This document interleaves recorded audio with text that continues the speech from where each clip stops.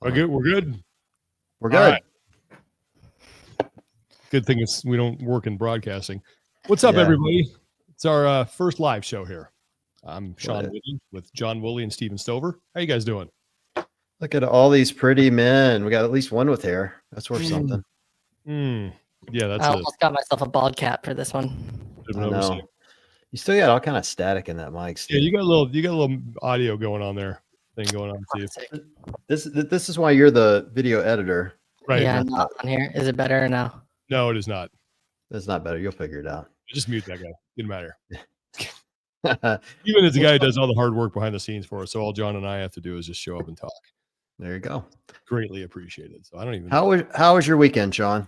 It was terrible. How about you?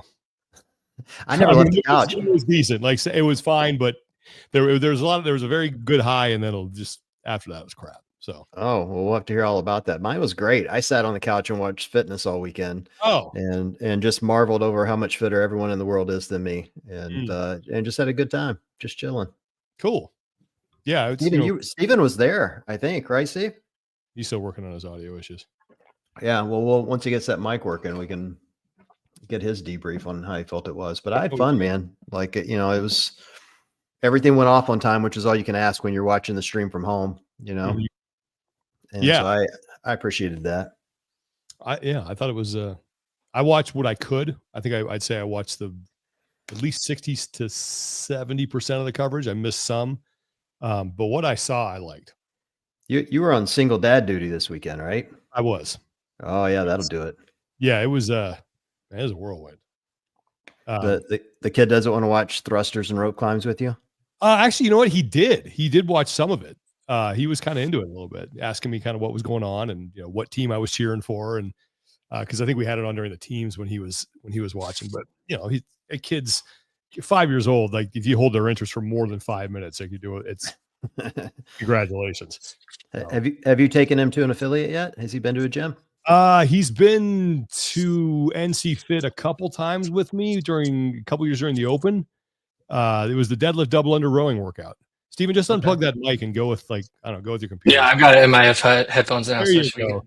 That's not ideal. So for the person with the screen name Sug on D's Nuts, the other guy is Steven. He's our producer / editor.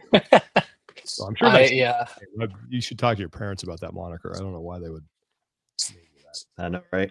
Well, yeah, nobody knows who Steven is except for us, but for anyone for anyone that cares, when Sean and I were talking about launching this podcast, one of our main tenets or goals that we had was that neither of us had to do any video editing, because that is certainly not my skill and certainly not Sean's skill. And so we reached out to some friends and connected to Steven, and now he's part of the team and killing it. So taking a huge workload except off for my of me. audio, apparently. That's all right. Well.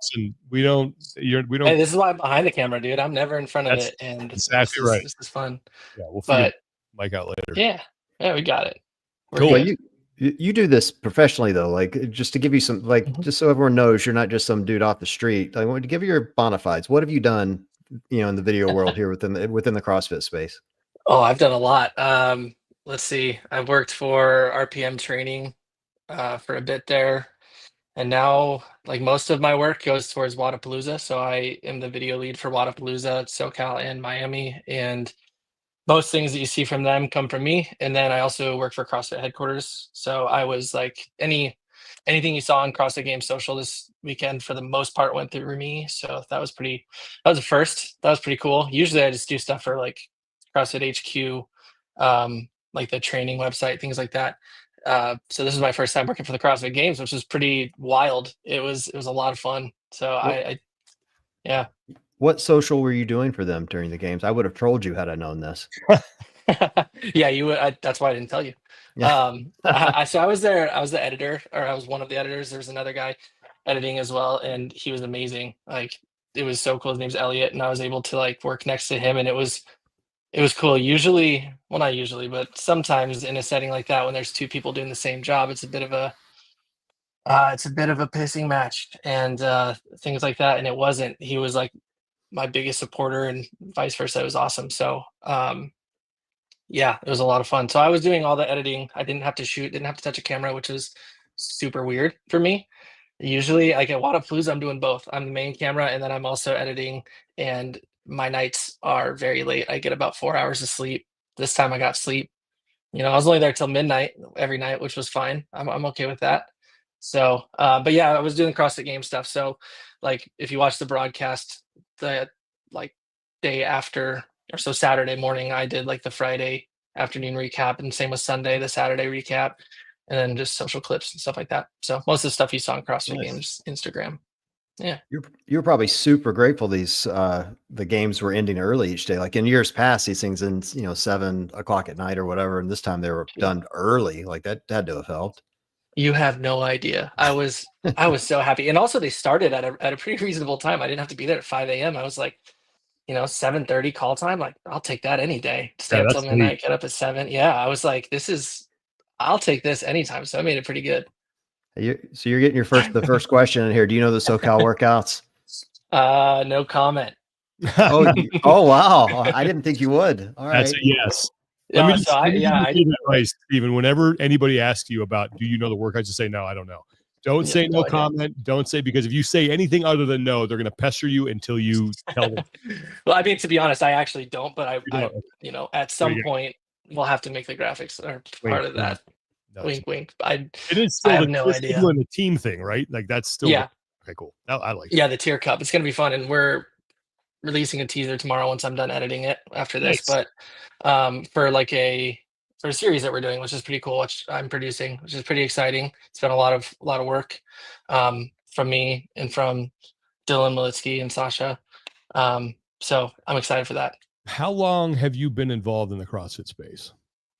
Ooh, this is fun. I never get to talk about myself. People need to give some people context. So I was a paramedic. I was an EMT and then a paramedic up in the Bay Area, and I went to Diablo CrossFit for a long time, and I started coaching there. And back when things started getting like shaken up a little bit at CrossFit headquarters, back I think it was 2019. 2018. So then, for the 2019 Open, so whatever that was, February or something, they decided no more open announcements, but then we were having one at our gym. And so there's a guy, Aaron, who I'm sure you know, the Australian. Yeah. He was Great dude. doing this whole live show by himself. And I was like, hey, I used to run a camera I used to tour with bands back in the day, and I wanted to get back into it. And I had just gone through cancer. I was a paramedic, and I was really depressed and wasn't really, those two things combined didn't really sit well with me. And so I was like, I want to get back into working the camera, and started doing stuff at Diablo CrossFit back in 2019. And I just fell into stuff. Even like this weekend, I just fall into stuff. I don't know how. So I got to go to the 2020 games and met Matt Bishel there, and he let me join the photo team. And so, things just snowballed from there. It's pretty crazy. So since 2019 as a videographer, but I've been doing CrossFit since 2017. Cool. Yeah. All right. Well, now we all know Stephen very well. Thank you, Steve. I love that you went to Diablo. There's so many people that have come out of Diablo. Craig must run a terrific gym. I don't know him. He's yelled at me. He's yelled at me a bunch of times and said some mean things to me, but he obviously runs a fantastic gym, because there's so many people that come out of there and they just rave about it. Everyone does. Yeah. It's a great gym for, I'd say, probably almost 16, 17 years. Yeah. Yeah. Since I can't remember when Diablo affiliated, but it's been a long time. And he's a passionate guy, but I love him. He's a great person, runs a great affiliate, one of the best I've ever been to. So it's really hard to go to other ones when you come from a gym like that. I was going to ask, what makes it special? Diablo? Yeah. There's so many things. I mean, I haven't been there in a few years, so I can't really speak to it now. But when I was there, it was my first introduction into CrossFit, and the passion, the community there is amazing. I still am really close friends with a lot of people. There's one guy there named Dean who has been like my biggest supporter as a videographer, giving me work left and right. He bought me my first camera and my first computer, and I've done work for him for years. And like some of my best friends have come out of there, and the community is just amazing there. And I don't know how he does it. I still don't. And it comes from him. He's very passionate. and very like that's his life. And I think that that's what it has to be. I've been to affiliates where that's the owners are just there to run a gym, but it's not like that passion is not there. And with him, it's there. And so, yeah, it really makes a difference. Yeah. It's funny. You said something there about, a friend that you had made there. I was thinking this morning, I sent you guys that photo from, yes, you got to pop it up. You got to put that on.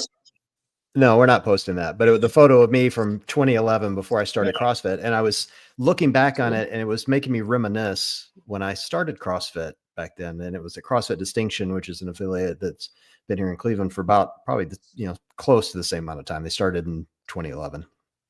And I was just thinking back on that journey and how many lifelong friends I still have from that affiliate that I don't go to anymore. Like I go to Chagrin Falls CrossFit now.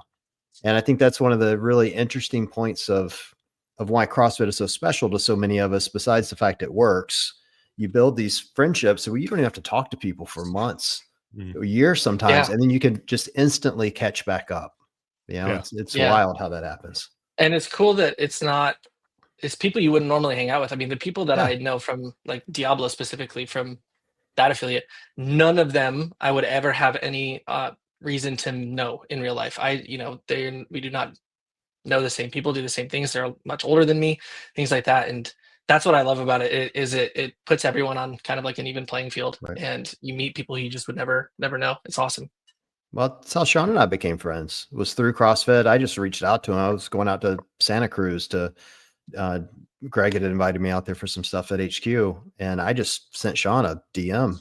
I was like, "Hey, can we link up while we're there?" I didn't know how far Sean lived from there. I was like, "I think you live like an hour or so from where I was, I think." And I don't know. Where did you stay? I was down in Scotts Valley. Yeah, so it wasn't that far. It took me an hour to get to wherever we met for dinner. Oh, because you had traffic. Yeah, you had traffic. Yeah, kind of She's always there. That's when you got to interview Greg on the living room set. Yeah. Well, my point though is like, Sean and I just instantly connected just through CrossFit like the rest of us do. And you just you build this bond almost immediately. And for me, that feels like such a CrossFit thing to just be able to message someone and go, "Hey, we do the same dumb things. Let's go grab a beer." And you're like, okay, like might as well. And you just have the best time, and then you build these lifelong friendships. It's kind of amazing.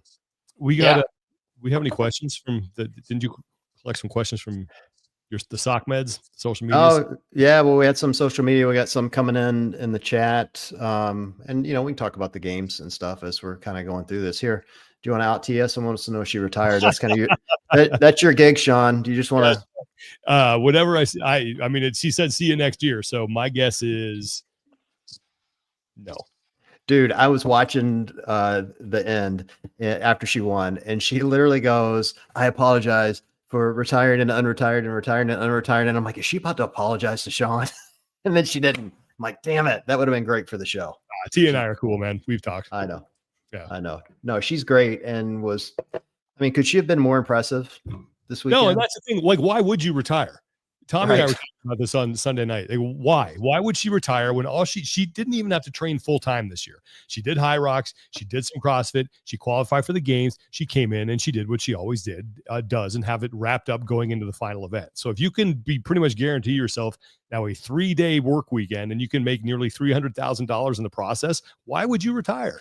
That's what I'm saying, man. That's the life. And why not go for 10 if you're still that dominant? Like, what a satisfying number. Yeah, I mean, there's no one like who's close. The Tia? Right? You have parity on the men's side. You don't have that on the women's side. I mean, you have parity behind Tia, but there's no one close. I mean, that person was supposed to be Mal O'Brien or Laura Horvath, and neither one are competed this year. Mal's done competing. Maybe Emma Lawson is going to be that person, but I don't know. You had at least two that I would consider competitors out injured. Emma Lawson was out. Who's the one that got hurt right before the game? Yeah, Alex Gazan was out. You had one other that competed, finished 10th, and she's injured, the back injury. This is where my old man brain does me no good whatsoever. But my point is you had 2 or 3 top people that were injured, but you're right. Like no one else was close. Alexis Raptis, that's who it was.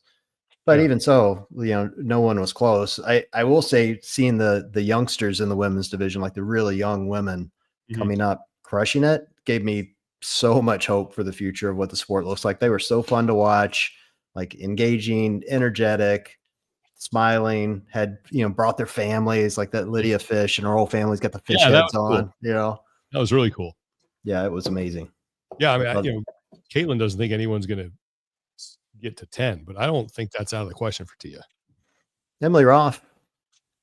That's a valid point. I mean, Emily didn't qualify, but she was also injured. Yeah, but again, none of these athletes, we haven't seen any of them ever like seriously challenge Tia. The only person to do it is Laura, and that is, she beat Tia at the Rogue Invitational. Tia was 6 months postpartum, right, and still had to really work for it. And then at this last Rogue Invitational, I think Tia won the first 4, and then Laura won the next 4, and then Tia came back and won the rubber match. But so you can make an argument for Laura, but I don't know if she's coming back. But as long as this is the landscape for the women, why would Tia retire? Yeah, I wouldn't. I mean, I don't know enough about the sport to sit here and talk intelligently about who's coming up and going to challenge her, other than, I'm like a very amateur fan, just kind of looking to see who's doing what. But I can tell you, watching Tia felt a lot like watching Michael Jordan in his prime. Like you see him out on the court, and you can tell there's no one else out there in that class, and that's what it looked like for her. It's like she was just, there was Tia and everyone else. And that, I mean, that is no offense to the other competitors, because again, they were brilliant and so much fun to watch. Man, you hear it all the time, but there just seems to be nothing she can't do, except obviously, the pegboard that she had issues on. But the thing that astounds me about her, and I think you're right about Michael Jordan. I think the other comparison you could make is like Tiger Woods in the late 90s, early 2000s, when it was him, the field, and courses were literally redesigning themselves to kind of Tiger proof to make it more competitive. But the main thing that kind of I find so astounding about Tia is that usually when someone like this comes along, they drag the rest of the field up with them. Like, people start to get better. You could see that gap starting to narrow with Rich, like that fourth year that he won. It was not as easy as it was in the past. Like, he really had to fight for it, but that gap has not narrowed between Tia and everybody else. If you had 2 more events, like a normal games, or 3 more events, like what would that point spread would have been at that point? Why do you think that is? Why did they have fewer, that she hasn't dragged it?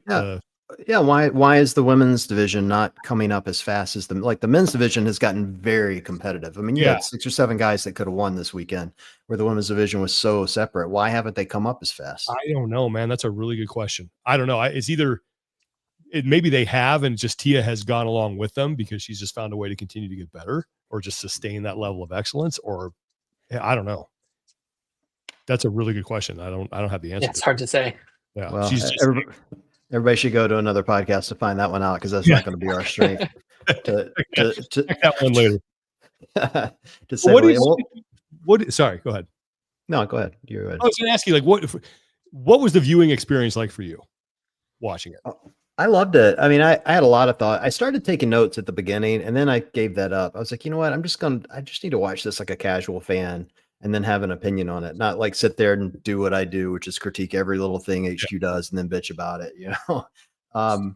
I thought, kind of my high points, I thought it was simple, which is important. Like in years past, the games have been very complex. You see, like you have cyclocross or things you don't normally do within CrossFit. And I thought this time, every event felt like something you would do in an affiliate. And I love that. I've said for years that I wanted the games just to feel like a series of CrossFit workouts, because I think that's the best advertisement for CrossFit itself, to be able to say, look, you can go do this. Now, granted, the pegboard and the rope climbs are things everyday people will look at and go, I can't do that. But you can scale those things. Mm-hmm. And most of the movements were things where you could look at and visualize going, okay, I could learn to do overhead walking lunges or whatever, it may be. And so from that aspect, I thought that was really cool. I liked having fewer events. I know there's, I've heard some complaints that, people like the 13 to 15 events in 4 days, but I like the, 10 events over 3 days. It's a really good viewing experience. It's way better on the athlete's body. So I think you get more competitive races toward the end because they're fresher, mm-hmm. which I think is good. It also allows them to end early. So Steven can go home and get in bed at a decent hour when he's doing his, audio video stuff. And I think, the athletes can go recover again, which is really mm-hmm. good. And I thought they did a good job of actually putting it on. Like they didn't try to do too much from the broadcast. Not that you guys ever did in the past necessarily, but it just wasn't. Well, I'm not going to pick on WFP, but people have that. They were like to me, WFP feels like arena football or minor league baseball, where you need it to be over the top to bring in fans and engagement. And it's got to be catchy and different and edgy. CrossFit did what they do best. Let's just put it under the lights, put fans in front of it, make the workout good, make sure you have good judging, and let's go.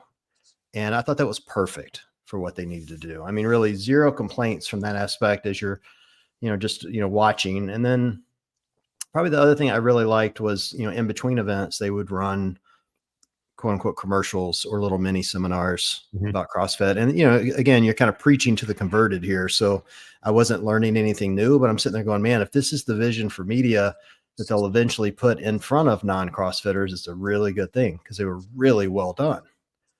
And, so I'd like to see that stuff used in, other vehicles, but, to be able to sit there and watch it in between, it kept me engaged.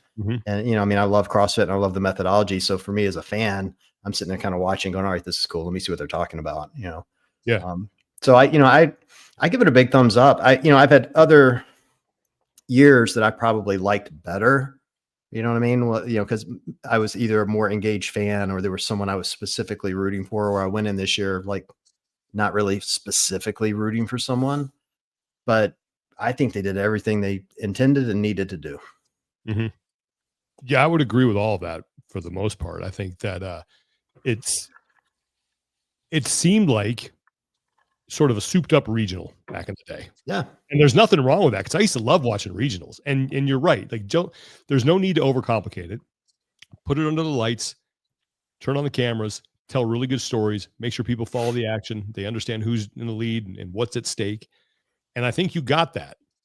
It didn't have the, like you mentioned, like a cyclocross or a crit race or, something like the Capitol or, the Burden Run or anything like kind of crazy like that you kind of expect from the games. But I do like the fact that it was, this was like a 7-iron right in the middle of the fairway.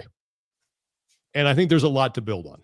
Like, I think they have a lot to build on after this because the competition, I enjoyed watching the competition. Like, I love the fact that it was exciting the whole way out. Like when Lucy Campbell wore the leader's jersey, I thought that was fantastic. Like that was a cool moment. And then all of a sudden people are like, oh man, is this going to be the year? And we all knew it wasn't going to be, but it was fun to believe for maybe a couple hours. Right. But I'm with you. I think that too often with events that broadcast, that put on a broadcast or a stream, they try to overcomplicate it and do too much. And if you were going to do like the reason that in the past we've had like a desk show or something like that is because that was more, I don't want to say mandated, but it was more or less required by the broadcast partner. Because if you're on CBS or CBS Sports Network or ESPN, odds are you're going to get some viewers who don't know what the hell this is. So you're going to have to take a break from the action to set the stage, sort of tell them what's going on, introduce the main characters. And since this was more, just more or less contained on YouTube and streaming, as you said, John, preaching to the converted, you didn't need to do all that stuff. You don't need that if you're talking to your core audience. I mean, it's fun to have, like if you can do it, like everyone likes that, but you don't need it. And I thought it was like, let's just do what we do really well. Like I always liken it to In-N-Out Burger here in California. They have like 3 or 4 things on their menu that they just do really well. And that's it. They don't try to do too much, and you know exactly what you're going to get, and it works, and it's super popular. So yeah, I thought I enjoyed it. I really liked watching it. And I, shout out to Chase and Adrian and Mike Arsenault and the whole crew there. Like those guys did an awesome job, as they always do. So yeah, I was, as a fan, I enjoyed it. Yeah, I thought the broadcast team did a great job. I recognize I have a little bit of bias there because I love hearing Sean Woodland talk, but I thought they did a nice job of explaining what was going on. They brought a lot of excitement. They were super passionate about the athletes and what was happening. And I think those are all things the sport needs. The other thing that I came away with is probably like an inside baseball thing, or people, those of us that follow closely or close enough, we're probably thinking about this weekend, is I thought they did an exceptional job on the safety portion of it. Like it was visibly noticeable that they'd put a lot of thought into the athlete experience, both from making sure they had enough rest, making sure that, everyone knew what was going on, making sure there was enough, people on the side to help, the safety measures, the way the workouts were put together, like everything just kind of screamed, hey, we've looked at this. And I thought that was important for the community to see, because we keep, we read it and you see the messages and you see the posts, but until you see it in action, it's just words. And then see it in action, I'm like, all right, good for them. Like they go ahead. Sorry. No, I finished. Go ahead. I was going to say, from what I heard, cannot confirm 100%, but this was the first CrossFit Games where there were no injuries. Interesting. So, yeah, that's what that was. Just, again, can't confirm it, but that is what I heard, which I thought was pretty cool. And to put it, I don't know. I mean, from someone said it, can't remember who it was, but I liked how they put this, is like CrossFit didn't need to go out and hit a home run. They just need to get on base with this one. And being there, I didn't watch the broadcast, obviously, but being there, it felt great. It felt really good. It felt like we got on base and we did more than, I don't know. It felt like, especially being there, it felt like we're back a little bit, which is what they needed. Was there concern or talk at all about, because on the broadcast, the empty seats were noticeable. There were times I was going to say about that. Like, man, wow. Yeah. I don't know what that was about. And I think that maybe was a little bit of just the angles of the camera. Cause there was obviously like the part behind the rig, behind Zeus, no one was sitting there. There were times where it was like, heat one, I'd go out and there wasn't a ton of people. But then, like, man, by the last event, I actually didn't go out very often because I was busy editing. I actually only went out twice and happened to be the best times in my opinion, which was the 570 squat. I just walked right out and saw that, which was cool. And then the men's final, I was like, I want to go watch this. And so I watched that whole thing and it was crazy. Like that was fun. Like there was a lot of people. It wasn't quite to, Madison standards, but for what I've experienced in events in the last few years, the energy was there when it needed to be. And I think it was all just dependent on what was going on in the competition, but there were some empty seats. It didn't seem like full at every moment, but there were times where when you were there, it felt full. So that was cool. Okay. I thought it, at least my watching it, it felt as full as it needed to be, if that makes sense. I mean, there's always going to be empty seats. They did, it wasn't sold out, but they sold a lot of tickets, to their credit. Yeah. It's also a new city. Yeah. And I've seen pictures and videos from other people where it looks amazingly full, and then some where it looks kind of half empty. I think that happens when, people get in between heats and they want to go do whatever, and so some of those photos, they're not manipulated. It's just they're taken at poor times. Yeah. But it was not as crowded as Madison or some of the others, but I didn't think they even had a shot at that. And that, again, no offense to them. Like you guys both said it, they didn't need to hit a home run. Well, crowd size is going to be the same thing. And, no offense, New York, but Albany's not the place for that to happen. Well, right. I think the most important thing too is, and I'm guessing this is all legit. I have no reason to believe it's not, but I remember distinctly, I think on Sunday, tuning in, you turn on YouTube and it'll tell you how many people are watching live, and they had almost 120,000 people watching. Like that's a real number that you can use to get sponsors. Like, so it's not, what's up, PC, by the way, I saw he was in here. Yeah. PC's there. So it's half full. But like, that's encouraging. So the enthusiasm might not be there to go see it at that specific locale in person, but the viewership I would need to find out like what it was in years prior, but the online viewership didn't seem like it took much of a hit.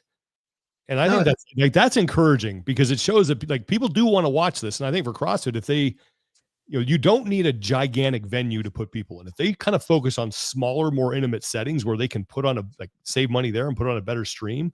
And I think the perfect example of this was the Mayhem Classic.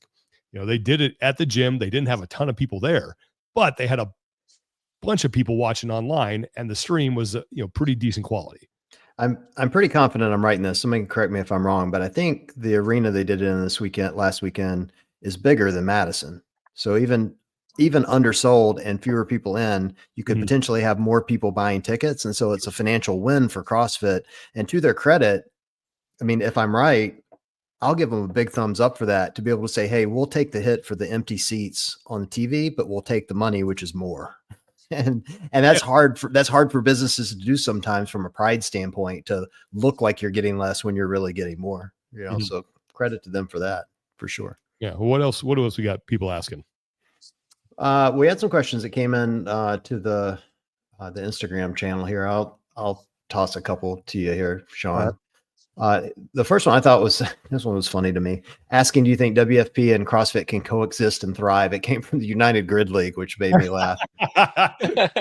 Oh man. That's a really good question. I don't know.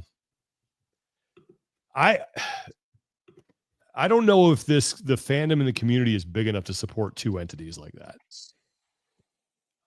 I don't know. It seems to me like the best solution would find a way to kind of combine forces, but I don't know if that's even a possibility at this point. I think they can, but I think people have to view them for what they are. I think if everyone can get off this, kind of argument that WFP is trying to shut down CrossFit, and view it for what it is. It's not CrossFit. I realize they're doing CrossFit workouts, so don't blast me for that statement. But it's not CrossFit HQ, right? They're trying to do their own thing, kind of like, again, arena football does versus the NFL. No one would ever say arena football is the NFL, ever, right? They're two different sports playing the same sport, essentially, with some minor cosmetic changes. I think if the WFP does what I think they're going, and again, I could be wrong, maybe PC could weigh in here, but they have some pretty spectacular sponsors, and it's pretty well known that Red Bull, when they invest in people, they're using it as a marketing tool. So if Red Bull keeps their money in, they're going to thrive. Not necessarily in total fandom, but they're going to grow and be there, and continue to pay athletes and promote and do what they do. But do we know if Red Bull's actually shelling out real money, or if this is more of a trade thing? Like, do we know the details of those deals that they're making with these sponsors? I have no idea. We'll have to find out at some point. But I mean, that's Red Bull's thing. I mean, they own an F1 team. They invest in God knows how many football teams, American soccer, whatever. I mean, that's where they make their money, is investing in sporting events. And you're talking about, I don't know what their market cap is. I think they're worth either 40 or 60 billion. Like, it's a ridiculous number. And so is Adidas, by the way. Like, Adidas is, like, if I'm remembering right, and I could be wrong, but I think they're 20 to 40 combined. They're close to 100 billion. So you think of, or 100 million. So you think of those like dollars that they can just throw at these things. When you have billions, like, you give 10 million to them, it's no big deal. Yeah. I mean, it's a big deal, but they'll get it back one way or another. And I mean, come on, they built the X Games, for God's sakes. So true.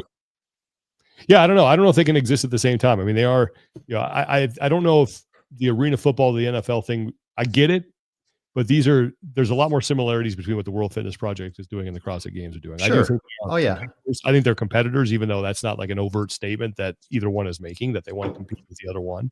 But when you offer the exact same product, really, and do it at a similar time, it's the better analogy would be WFP is the XFL. The United Grid League is arena football. That would work. Okay, now I'm with you. Yeah, and it's like, there's a reason why there's no other professional league, football league that goes on at the same time as the NFL season. They just can't compete. And even spring football leagues struggle. I will say the one thing that I thought the CrossFit Games this week showcased that for the first time made me go, this could be harder than they think it's going to be, is all these young athletes coming up and the crowd responding so favorably to them.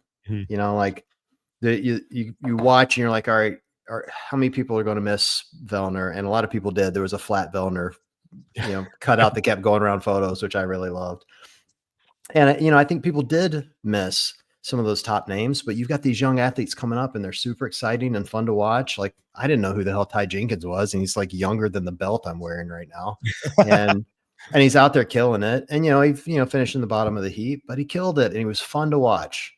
And I'm like, I'd watch again. And I think a lot of people felt that way, that all of a sudden as much as you love the people that aren't there, you're starting to love the people that are there. Oh, yeah, I agree. And I think too, like, what was cool is that Tommy, I talked to Tommy about this too on Sunday night, is that, at these big moments, you need your stars to be your stars, right?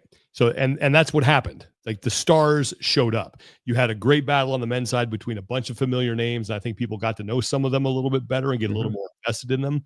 You had a sprinkle of some of the younger future up and coming athletes that you just mentioned, and that was cool.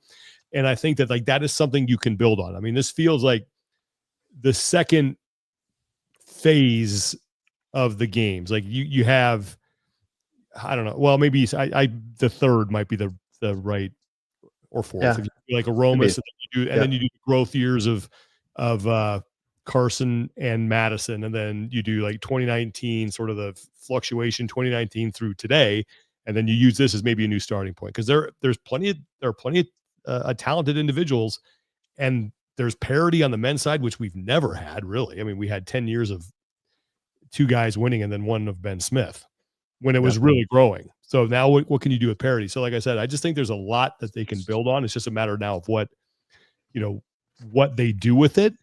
And I know that and Stephen, you said this too, like, we're back, and I just want to pump the brakes on that for a second, because I don't think this is one of those things that you can really judge until we get around to, the Open, and we start to see what registration looks like, what do sponsors look like, things like that. Because if you show noticeable growth from this year to next, then yeah, you're on the right track. But yeah, I don't disagree at all. It just like the vibe felt like, I don't know, everyone felt the same way, just being there in person, at least like as a part of our team. That's what but I don't disagree. I think that like we have to see if that snowballs into the next thing and it continues that way, because it needs to.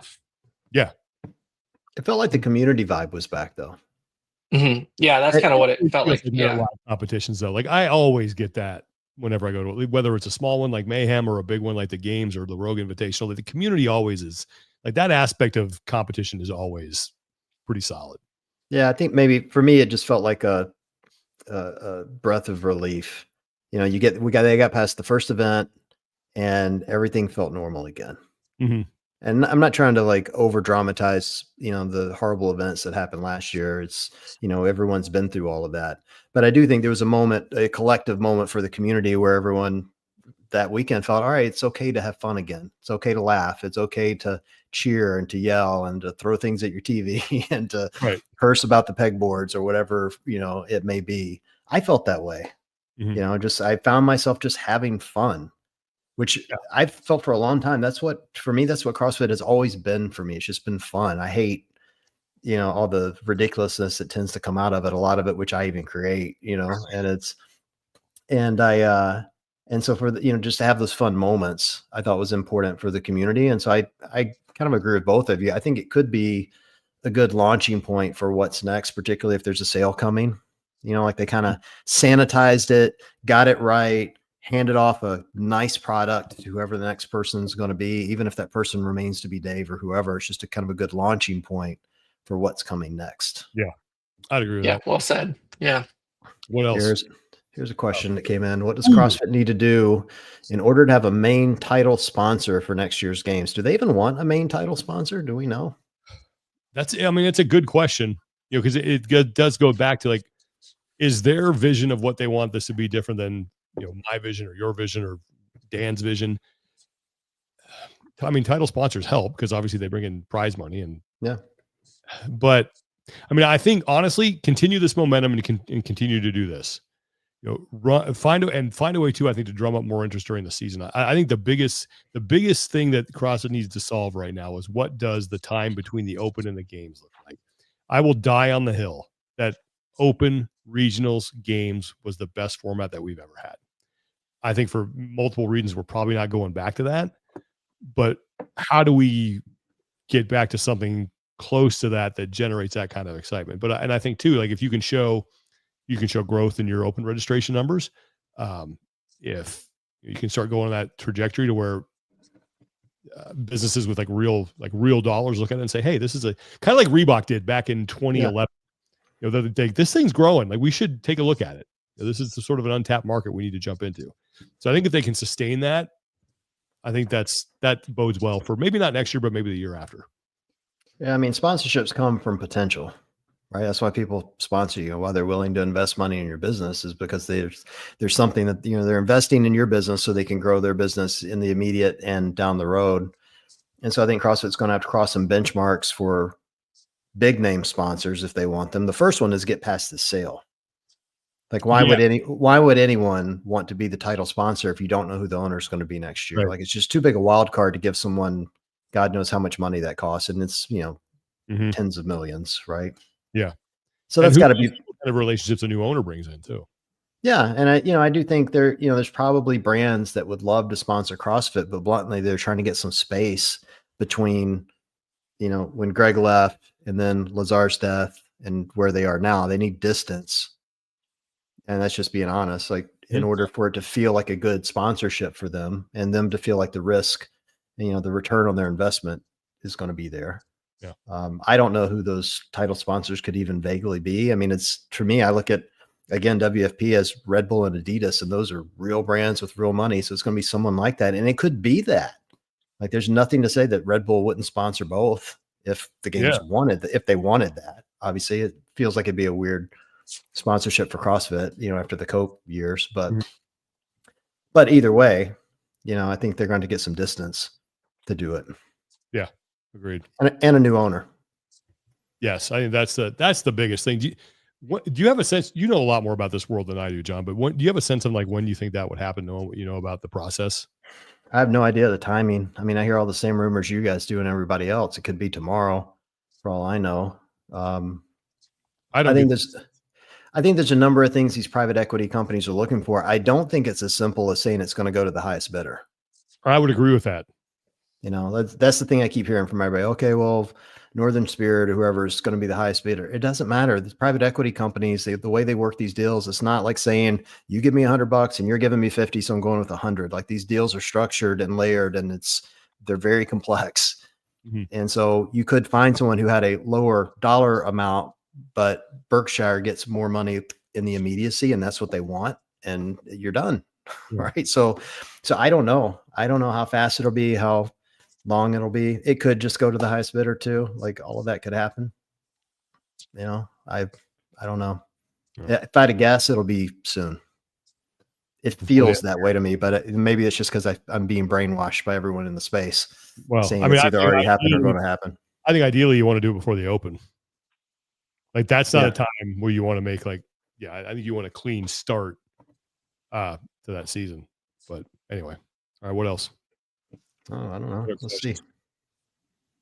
Let's see here. Thanks for everybody hanging out, by the way. It's good to see PC in there. I haven't seen PC since Wadapalooza SoCal last year.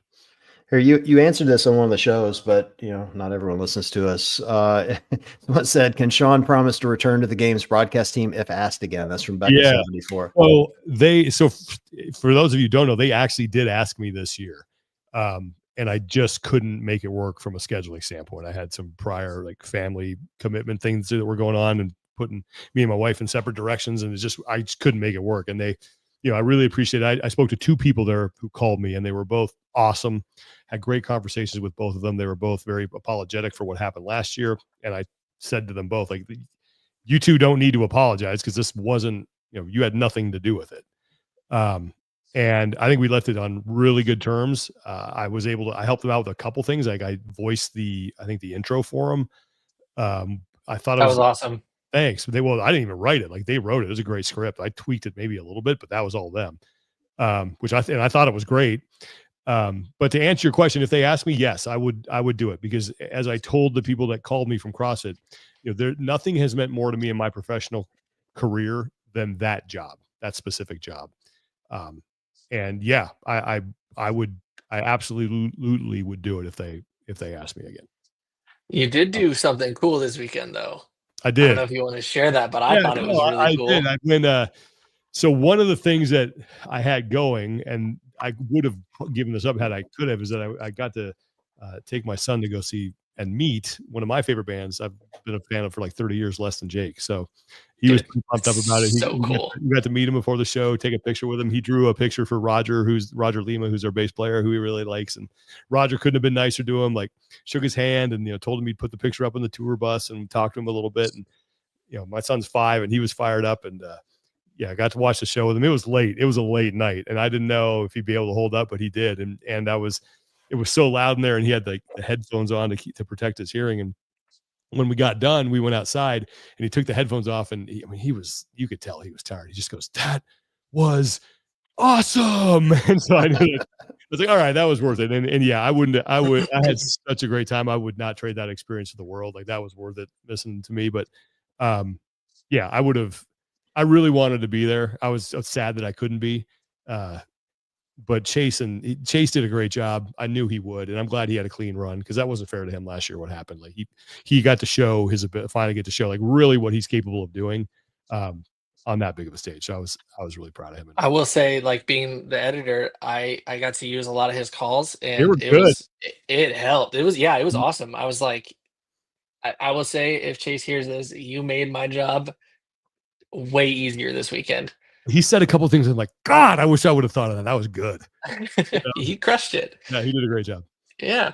You know what my gripe? It would be awesome to have you there. Here's what my gripe about what all you broadcast guys do. You guys got to cut this out, man. And right. He did it a few times, and you do it, and everyone that gets a mic does it. They'll say this: Sean Woodland doing Sean Woodland things. I fucking hate that. I hate it. I will endeavor to not do that anymore. You do Sean Woodland. Honestly, I'm gonna say John Woolley doing John Woolley things. I know all the time. It's hard because back in the day when we used to do these broadcaster boot camps at HQ, Mike Roth, who's the director, who's been the director of the CrossFit Games since 2010, we would like watch all of our stuff, and he'd say, "Stop saying this word," and we all have crutch words that we use, and it is so hard when you think about like not saying something. It can definitely bollocks you up in the whole process.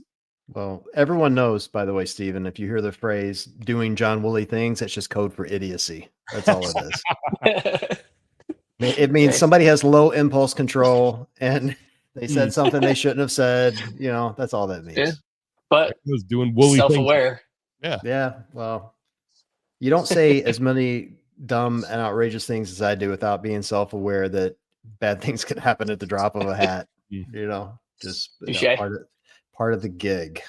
Yeah. Let's see here. What was another question? Here we go. We got 6 of these, so I'm going to ask it. What's each of your hair care routines? That's from Ryan Aldrich. I knew someone had asked that because that's the most popular joke. All the bald guys. Which, by the way, totally ironic that the only cancer survivor on here has the most hair. But I digress. I know, right? No, it's a home buzz, and that's about it. It's liberating. Is it like you use like an electric razor? You don't use like clippers that you find at the barbers. Oh wow, look at you. I don't go straight razor yet. I haven't made that commitment. Oh, I have all the above. I have like 3 or 4 different things that I do. Really? It's hard work being this pretty dude. It's hard. I know, man. I know. I saw that picture of you today that you sent to us in our little. You look good. I wish I looked that good. It's CrossFit, dude. I said it before. Yes. You know, I've been feeling that. I've been feeling sentimental because I'm turning 55 in 4 days. You old. And if it makes you feel better, I'm 33 and you look twice as good as I do. You look great. Well, at 55, here's the thing. Since I turned 40 or 41 when I started CrossFit and I started doing the open, I was like, I can't wait to be 55 because that's when the weights go down. Yeah, that's right. The dumbbells go from 50 pounds to 35 pounds. The wall balls go from 20 to 14. Like everything you want to happen happens. And then you typically don't have to do muscle ups. You do pull ups and stuff, right? It's like being a scaled division almost. I've always thought I was like excited to get the age, but now I'm there. I'm like, damn it. I'm like, after Fraser said to us in the air halfway to halfway. And now I'm like, Jesus, I'm way past halfway to halfway at this point. Like I got a foot in the grave. I don't know about you, but in my 50s, I've realized time is finite. Like it really starts to hit you that it's not, I'll get to that tomorrow. But we were working out the other day with my dad group at 5 a.m. and one of our guys was scaling the workout. And my buddy Tim was like, man, when do we get to change the weights? When do those go down in the open? I was like, it's not till 55. He's like, crap, man. I looked over there at Pete. I'm like, that looks fun over there. He was doing like the scaled way. He's like, when do I get to do that? I'm like, yeah, it's not till 55, man.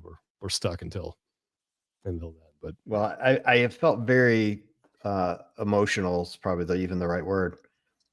Thinking about turning this age and getting older, and thinking like all the years that I've invested in CrossFit and how bad I am still at some things over that time frame, but how much better I've gotten. And to the point of the photo, I don't want to make it sound like I'm just sending you guys shirtless photos for no reason. Is the although I do. It's really about, like, I looked at it and went, I'm literally a different person. Oh yeah. Not like, I don't just feel different. It looks like a physical different like everything. Yeah. Shape of my head, face, body, like everything. And so I'm looking at it going, man, like, and that's not just the methodology, although God bless Greg for coming up with it, because that's a huge, huge part of it. But it's a community effort between all the coaches that I've had and all the people that have invested time in me and like taken a moment to say, hey, do this and it'll be good for you, whether it's a nutritionist or whatever. And you become really grateful when you start to think back of that journey, like how hard you worked, but how hard everyone worked with you, and I think that's the beautiful part of what we do as a community, is lifting each other up, helping each other. And if you really invest in it, you can look back on it and have those feelings. Yeah. It has been life-changing for me. I started in 2007 and it's been, damn, you are old. I know, right? It's not just in the physical realm. Like I feel so much better than I did when I was in my 20s, but it's also the mental realm. It's being in CrossFit this long, like it teaches you that the right work works, regardless of it's in the gym or if it's, at work. But it makes me, I'm more equipped mentally to take on bigger tasks, because I understand that if you attack these the right way, you chip away at it one thing at a time, you are eventually going to get through it. It's just like, a grueling CrossFit workout. Yeah. Chip away at it one thing at a time. You're going to come out on the other side and you're going to be okay. And I don't know why CrossFit instilled that in me, but like I didn't really, I always tried to work hard before I started CrossFit. I viewed myself as a hard worker in my professional life, but that was just a total unlock for me from the mental side of CrossFit. It's one of the things I really appreciate about it. You guys will both get this because you're both musicians, right? Steven plays guitar, Sean plays bass, I play guitar. I was sitting there thinking, if I'd invested this much time in playing guitar, I'd be professional right now. I don't know about that. Swear to God. You could. You're already talented. I'm a hack, but yeah, you could. Yeah, I'm not good. I should not be compared. Yeah, but like, if there's anything in your life that you took 5 to 10 hours a week to work with a coach, a teacher, to get better at something, and you actually tried to master it. And then when you're not actually trying to master it, you're reading about it and studying it and watching other people do it. You become really far more proficient at it, right? I'm sitting there going, man, if I'd had this prior to college, when I wanted to be a musician, or in college in my 20s even, I probably would have become a professional musician. And it's really just a testament to, shout out to Matt Frazier. Hard work does actually pay off if you put it in, I wish I would have found CrossFit when I was in high school. Yeah. Don't we all? God. And John, how you sent us a picture of your transformation. Mine was similar, but in a different way. I was like 140 pounds wet when I started this. I'm 5'11", so I was like skin and bone, and I needed to gain weight to be a firefighter. And yeah, it's pretty crazy, the transformation. So I was like, I wish I would have found this when I was a hockey player and getting my butt kicked. How much did it help you with your cancer diagnosis, like to get through that? Oh man, I can't even put to words. It was that on top of what I was going through working on an ambulance. Like when you're in school, one thing that they teach you, and I won't go too off topic here, but one thing they teach you about is the potential of abusing drugs or alcohol to cope with the things that you go through on an ambulance or as a firefighter or first responder.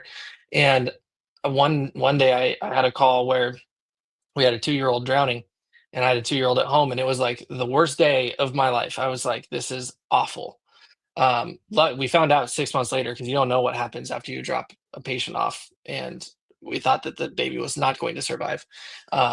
We found out the baby did survive. We got a medal for it, which was really cool. But like, I remember the next day I was like, I totally get why people would rather, like, I couldn't sleep. I know that if I drank right now, I could probably be able to sleep. But what I did instead is I went, slept a couple hours if I could, and I woke up at 6 a.m. and went to the CrossFit and went to Diablo, and I was like, just worked out. I cried. I was upset, but then I was like, I felt lighter. And then the next day I did the same thing. And the next day, and like after 3-4 days, I was like myself again. But that wouldn't have happened without CrossFit. And the same thing happened with the cancer thing. Like that's kept me here for sure. I mean, that and my kids, that's what's kept me here. So it's it's pretty profound what it's done. So that's I almost always cry before and after workouts anyway. So you're not special in that regard. Yeah. Just, you know. Yeah, that doesn't ever go away. Well, it was the same thing for me though, dude. That's why I looked, when I told you I looked wrecked in that before photo, I was 41 years old, fresh out of a divorce, hated who I was, hated how I looked, hated how I felt, was staring down having these 2 little babies that I was, now solely responsible for, at least during the time I had them. And just stressed out of my mind, drinking too much, eating too much. And, the community brought me back from all of that. All of it, and has continued to build on it. And I think that's for me, the cool part is the building. Mm-hmm. You continue. That's why everyone is so passionate about it. Yeah, so it does that on some level for everyone. Exactly. That's why we all hate each other, right? And whether it's you're exactly right, Stephen. Whether it's something as simple as, hey, now I can, get into my kitchen cabinets, which I couldn't do that, or something that you're talking about. Like everybody has that thing that CrossFit helped them with. I mean, I'll never forget when I was coaching in Sacramento at the gym when I lived there, and there was an older woman who came in and she was terrified, and she came in just because she knew she went to a dog park, same dog park as one of our members. He said, you should definitely come in, and she was, just really scared. I was like, hey, here's what we're gonna do. We're scaling everything back. We're gonna work to your level of whatever you can do. And I remember, she stuck with it, and she came in. One day she's like, I finally get into my lower cupboards. Like, I love this. This is amazing. Like, it's that kind of stuff that is. Yeah, you can't. That's profound. That's like awesome. My dad is a great example of that. I remember when I first started CrossFit, I went back to Colorado and I was like, my dad. I feel like I remember seeing him like try to climb a ladder, and he was just so stiff and couldn't climb a ladder comfortably. And he was an athletic guy growing up. He was an incredible athlete, and so I was like, can you please just go to a CrossFit gym with me, please? And he did it. Like, you do that you say that to everyone, and no one ever takes you up on it. Well, my dad and my stepmom did. And fast forward, like just a couple weeks ago, now he's a coach. He coaches at CrossFit Mafia, which is connected to CrossFit headquarters in Colorado. And he just coached his 1000th class. I was like, that's crazy. And I think that's really cool. And the impact that it had on his life is way different than it had on my life, but it's similar in the impact that it has on people. And I think that's really, it's cool. And that's why everyone's so crazy about it. Mm-hmm. When my dad started CrossFit at 75, he didn't even tell me. He just went down and signed up. That's cool. And and then he sends me a photo of him and 4 women, none of which are my mom, with their arms around him, and he's in the middle. And I'm like, classic. Dude, that is slow. 75. So yeah, so him. That's awesome. And then, every time I see him, he's like, I think I'm going to learn to rope climb this year. I'm like, no, you're not. No, he's like, no, I really want to learn to rope climb. I'm like, Dad, you're going to die. No, you cannot rope climb. You're too old for that. Hey, good on him to try though. Yeah. He wanted to try it all. And, kind of the same thing as you, Stephen. Like, he had a cancer diagnosis and has been battling it for a few years now. And had he not been in CrossFit, he probably wouldn't have recognized the symptoms, and I think that's one of the other cool things that comes out of it. It makes you obviously far more aware of what's going on with your body, because you're always hurting, so when something unusual is hurting, you're like, shit, I better get that checked out, Yeah. That's like, there's pain from, you're like, oh yeah, it's just a naked pain. And there's like, oh God, I did something pain. Yeah. Well, in his case, I swear to God, I'm home for Christmas and my mom like pulls me aside. She's like, you need to talk to your dad. He's got something going on and he won't tell anyone. So I'm like, all right. So I'm just hanging out with him. And he's like, I think I hurt myself deadlifting. And I'm like, you did? He's like, yeah, I've got, when I pee, there's blood in it. I'm like, Dad, that's not from deadlifting. I'm like, no, that's not from deadlifting. You need to go see your doctor. He's like, it'll go away. I'm like, no, it won't. That generation, it'll go away. Yeah. He just wants to rub some dirt on it and take some NyQuil and he'll be fine. Because you don't want to go to the doctor. You go to the doctor and they say you have it. You don't have it until they say you have it. Yeah. Right? That's I'm the same way. I didn't want to get my knees looked at or anything. Like, it'll be fine. That was the same thing with my face. My dad was the one bugging me for over a year to get my face looked at. And that was what was that was my cancer. So I was like, yeah. And I was at 26. So I can't imagine how stubborn I'm going to be when I'm your guys' age. It's not. You get a little smarter about things. Like, you do check that. Yeah. I should probably go have this. Do you? Yeah, hopefully. Do you? I have. I don't know. I think maybe having my son, that sort of put a jolt in me. It's like, you got to take care of yourself. Yeah. Don't take any chances.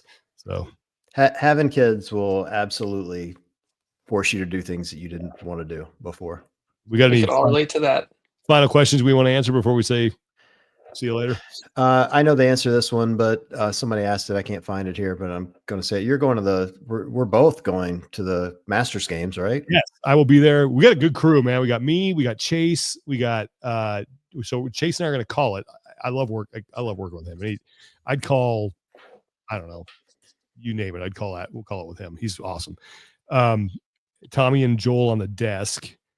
I think I want to say Bella Martin's going to be there. I have to look again, but I'm pretty sure Bella's going to be there. So yeah, we got a really good crew. It's going to be fun. And I love Columbus. It's in the same venue as they do the Arnold. Yep. And the Columbus downtown that area right down there is amazing. Yeah, I'm looking forward to it. It's going to be a lot of fun. I'm not doing shit. I'm hanging out watching. Shockingly, CrossFit didn't ask me to be a part of the media team. I know. I don't know. It's just, you would think. I would think with the energy that Chase and I bring together, I think they would want us in the room, but instead they went with you. I don't know why. No, Chase is, they got to put me next to Chase to emphasize how good looking Chase is. It's like, Hey, I'll give him props to that. He is a good looking man. There's no doubt. Clark is bringing Con Porter, you legend. Nice. That'll be fun. Oh yeah. Pat's it's going to be a lot of people there. It's going to be fun. It's a great, you know what I like about that? I did it last year. Is just like everyone's so happy you're there. Like, oh, thank you guys so much for doing this.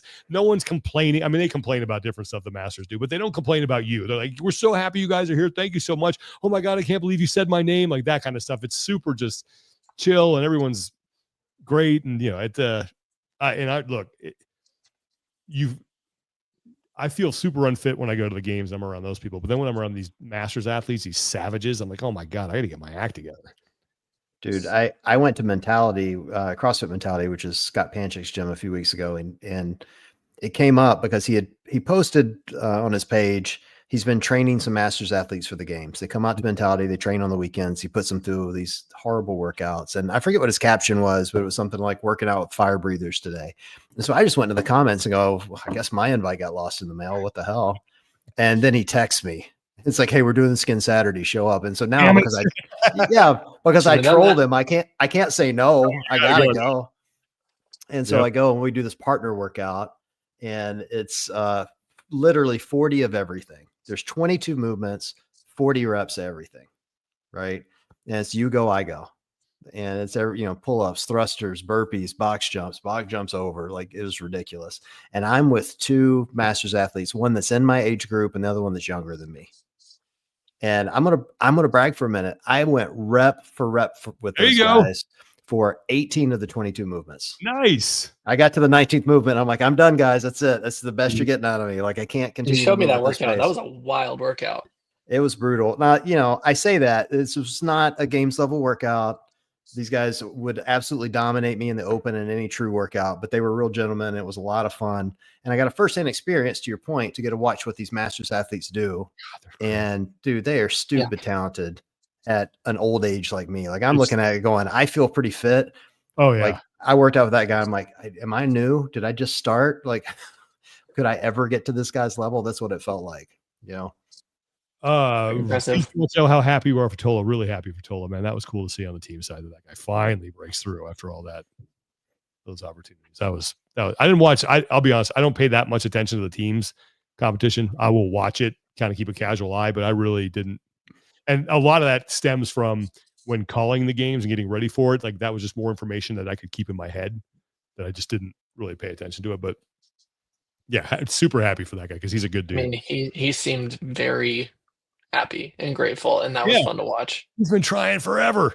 Finally I know. that was awesome. Like, yeah, it was satisfying to watch.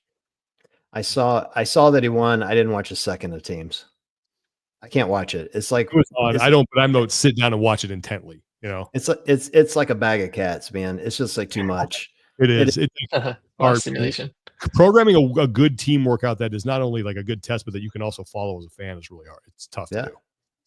Yeah, for sure. A lot of people on the floor, even outside of the people on the team. There's just a Remember lot when of there people. were 6 on each team? It was like a riot out there. And they were all wearing, you know, pastel pink or white, or like they all had the same color on. He's like, oh my God, that was brutal. So, Yeah. anything else? Well, we were talking about playing music, and I forgot that you play bass, and we got to get. I'm excited for you to meet Zach, because if you like bass, you wait until you see how incredible he is at his instrument. It is wild, and so hopefully we can get that lined up soon. I watched this guy in Seattle at my brother's engagement party. They're a band called Sweet and Juicy, and they're like a funk band, and they dress as like fruit. And this guy had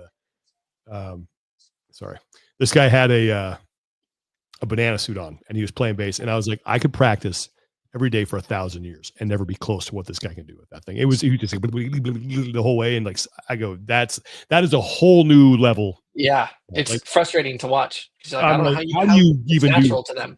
Yeah. Crazy. Yeah. So no, I'm looking forward to meeting Zach, and they're actually going to be, well, you know, I'm sure you know this, they're going to be in San Jose on the 21st. So yeah, you want to go?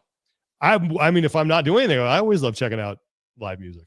Absolutely. Yeah. No, it's going to be great. For those listening that have no idea what the two of you are talking about, we're talking about Zach Merrick, who's a bass player for the rock band All Time Low, which is a very popular band. They've got several hits and they're terrific. And he's a good CrossFitter, like not even like just, hey, I just dabble in this shit. He does CrossFit, and super nice guy. We're going to get him on the show soon. We don't have a date for it yet, but we've got to come in. So efforting. Yeah.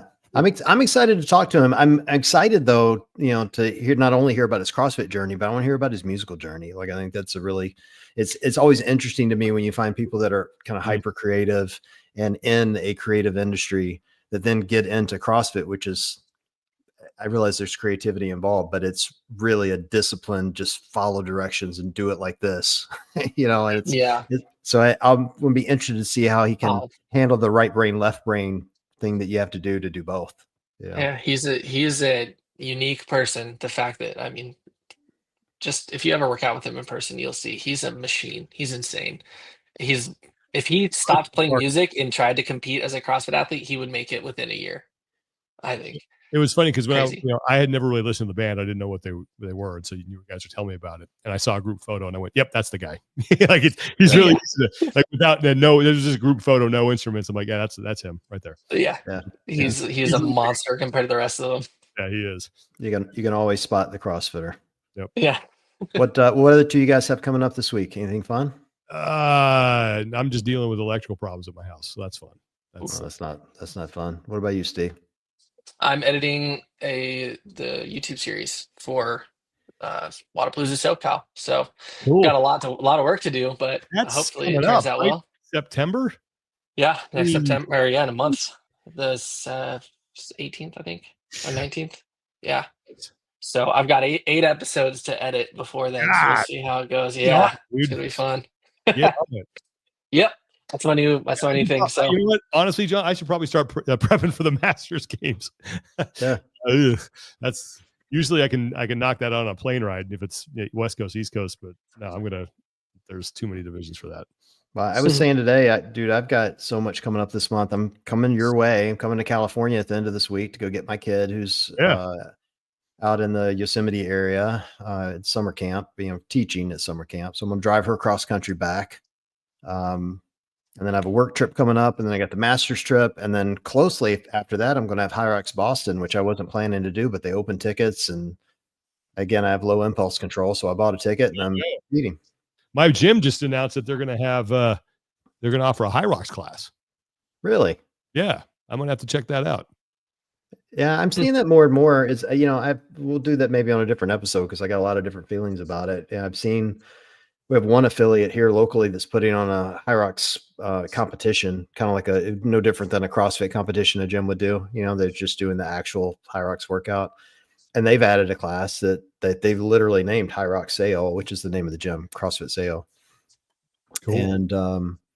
And I'm seeing that more and more where, affiliates are doing it.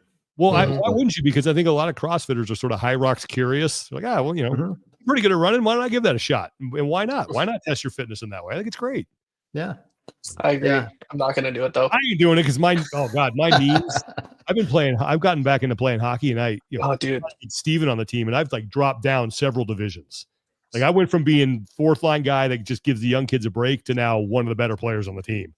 And my knees are just, God, it takes like 2 days to get back to feeling good. Like people don't realize what hockey does to your knees. Oh God, it's not fun. It's a lot. Yeah. I saw this video the other day. I think it was Dave Castro. Yeah, I watch Dave occasionally for those that care. And because he doesn't have me blocked on YouTube yet. and he was, someone had asked him a question about these athletes that leave CrossFit and then give, kind of backhanded compliments. So CrossFit was great for me, but it made my body break down. And he made the point that they weren't really doing CrossFit. These were games athletes doing CrossFit style workouts, but training different. Right. And I think he was making a very valid point that what a games athlete does and what an everyday CrossFitter does has wildly different impacts on the body. And I bring that up to say a lot of people look at High Rocks and think, all right, well, that's just going to break my knees, without recognizing that most of my zone 2 training is on that C2 bike that's behind me. Okay. So I'm not running. And like today's workout was literally 36 minutes of 3 minute ski erg, 3 minute bike, 3 minute row, all very gentle on your knees, but it's, you're moving at a good pace for, almost 40 minutes. And so if the programming's right and you treat it, it's kind of no different than if you're scaling CrossFit right and you're getting good coaching, you should be able to leave without your knees feeling blown up all the time. But you have to put some thought into it. You just can't just show up and do it. Yeah. Well, it's minimal warm up, just gotta go 100%. And I get home and I can feel it. I can feel the fluid like gathering behind the back of my knee. Like, nice. Just like, oh God, here we go. Get the ibuprofen in the ice. that's foreplay with the wife. Come here, baby. Come rub my knee. Yeah. Yeah. In there real deep. This is why I'm not married. One of the many reasons. Well, I gotta peace out here, but this was fun. I'm glad I could catch up with you guys. Yeah, thanks. Good times. Our next show coming up. We have a show coming up Tuesday. It's going to be Rob Kearney, right? So he's next. We'll get some clips from this one out, and then I think after that I have booked Uncle Dale from the TLC show, reality show, Outdaughtered. So it's going to be a lot of fun. That'll be cool. Yeah. So should be fun. We got a couple of good ones coming up. Yeah. I'm still efforting the now WWE World Heavyweight Champion Seth Rollins. All right, let's get him. I got a soft sort of, let me get back to me in a couple of weeks. It's been a couple of weeks, so I'm going to pursue that one. He's got a busted shoulder or something, right? No, he hurt his knee allegedly, but he was back in SummerSlam, looked fine. But I think the injury was legit. I don't know shit about wrestling, but it feels weird that you always have to say allegedly because you just don't know if they're lying or not. Well, I think it was a legit injury. It was reported a legit injury, and someone I know who knows him said it was a legit injury. Right.